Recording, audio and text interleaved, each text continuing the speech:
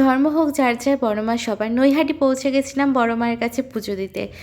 নৈহাটিতে বিকেলবেলা নেমেই সেখানে হোটেল নিয়ে হাত মুখ ধুয়ে ফ্রেশ হয়ে চলে গেছিলাম মায়ের মন্দিরের সামনে। আমাদের হোটেল থেকে মন্দিরের দূরত্ব ছিল 1 থেকে 1.5 কিলোমিটার।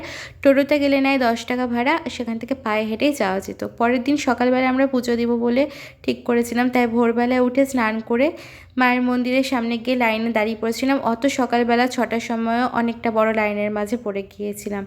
তাও আমরা প্রথম পুজোটাই দিতে পেরেছি। 8টার সময় মন্দির খোলে। প্রথমে একবারই অঞ্জলি হয়, আমরা অঞ্জলি দিতে পেরেছিলাম। মাকে সামনে থেকে দেখার এক অদ্ভুত অনুভূতি, সেটা কখনো ভাষায় বলে প্রকাশ করতে পারবো না। শুনেছি মা না ডাকলে নাকি মায়ের মন্দিরে যাওয়া যায় না, মা না চাইলে নাকি মাকে দেখাও যায় না। অনেকে মায়ের দুয়ার থেকেও ঘুরে আসে। বড় মাকে দেখার অনেক ইচ্ছে ছিল, সেই ইচ্ছেটাও পূরণ হয়ে গেল 2025-এর প্রথমেই। আমরা নিজেদেরকে অনেক ভাগ্যবান মনে করি যে মায়ের সামনে দাঁড়িয়ে মাকে অঞ্জলি দিয়ে পুজো দিতে পেরেছি।